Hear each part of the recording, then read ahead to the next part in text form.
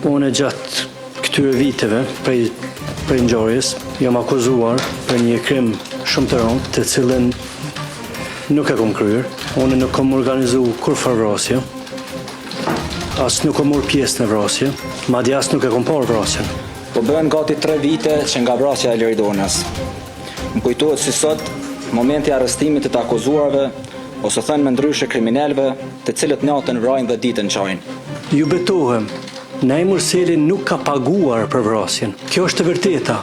Pres nga ju që vërtet të ketë drejtësi për Liridonën, sepse mbi gjitha kjo është për çfarë jemi këtu, dhe unë nuk jam kundër asaj.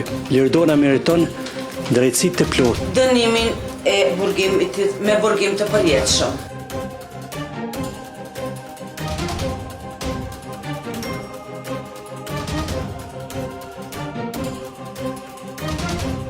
Pas zhvillimit të procedurës së provave, ku janë paraqitur të gjitha provat materiale të grumbulluara në procedurën hetimore, janë marrë në pyetje të gjithë dëshmitarët relevant që kishin njohuri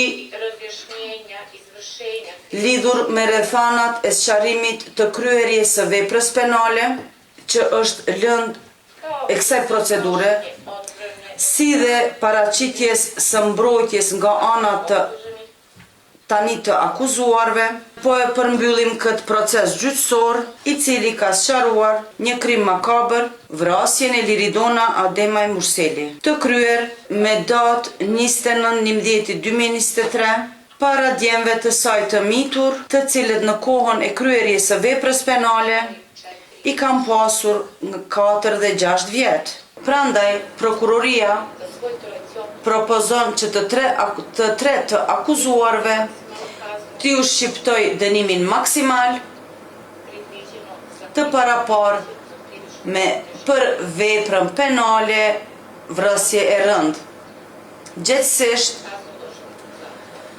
dënimin e me burgim të përjetshëm.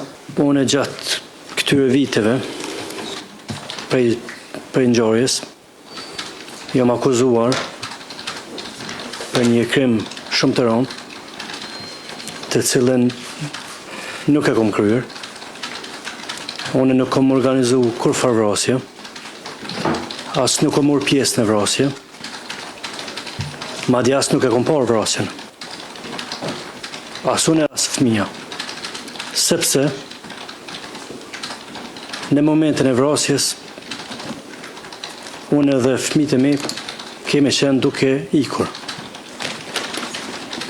Këtë e tregon edhe Leonard Ademaj në deklaratën e tij dhënë në polici, por jo vetëm në polici, por edhe në media. Në këtë proces gjyqësor pa të drejtë shumë herë, disa herë është përmendur edhe zoti Begjet Pacolli, i cili fare nuk ka lidhje me këtë rast, dhe pa drejtësisht ju është përmendur emri dhe kisha të nevojshme të sqaroj se ndjej keqardhje sa herë që është përmendur emri i tij, sepse është e padrejtë. I nderuar trup gjykues,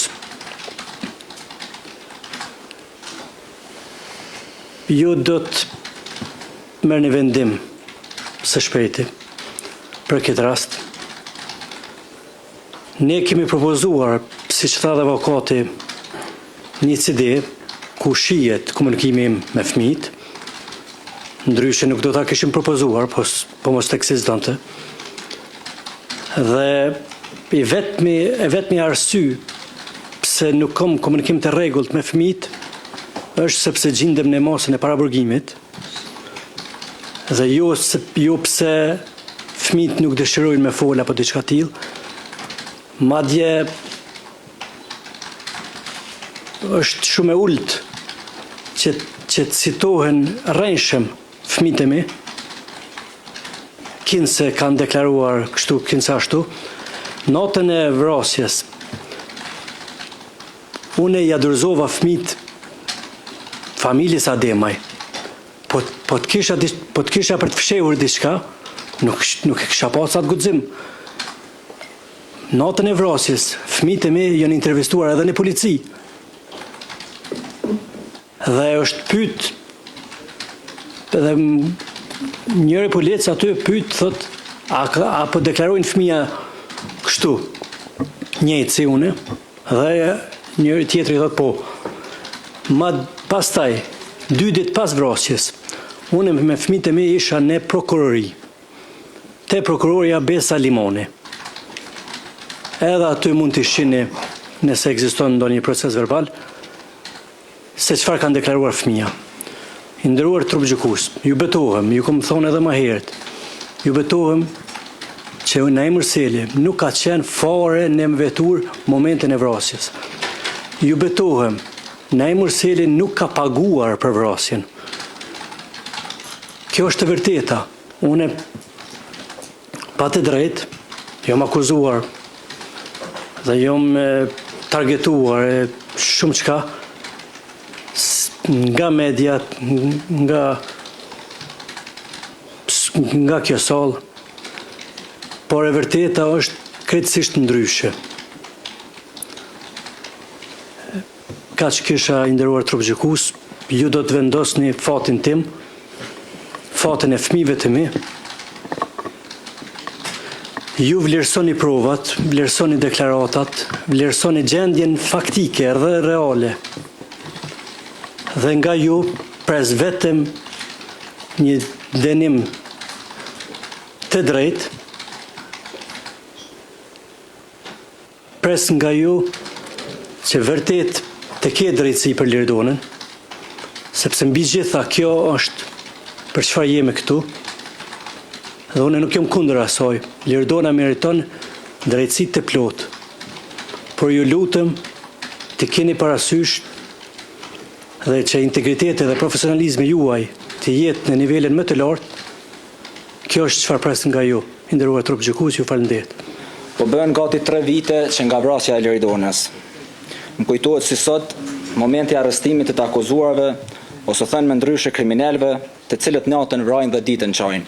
Se Naimi e ka organizuar këtë vrasje, se bashku me kushtrimin, duke e zgjedhur Granitin si vrasës, që nga viti 2010 e deri në vitin 2026 janë vra 59 gra.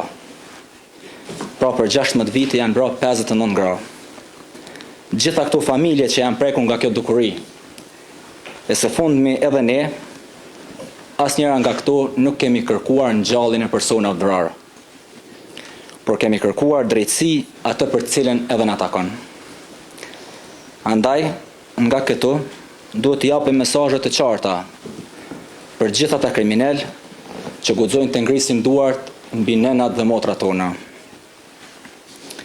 Të njohësh një krim në ditën e sotme është e lehtë, duke marrë parasysh teknologjinë dhe avancimin e këtë drejtim. Duke e ditur se një kriminal kërkon nga një daj dhe nip dhe mbi gjitha kriminal, sepse po të mos ishte ashtu, nuk mund t'i thuash ta vras gruan. Kuptohet se kush e gjeti vrasësin dhe kush organizoi krimin. Pra këto është mes e qartë se Naimi ka kërkuar me vrarë Lirdonën përmes kushtrimit. Ky i fundit nuk pranoi ta rrezikoj veten direkt dhe e gjeti Granitin si vrasës. Pra skema fillon kështu. Pa Naimin nuk ka kushtrim, pa kushtrimin nuk ka Granit dhe pa Granitin nuk do të kishte vrasje.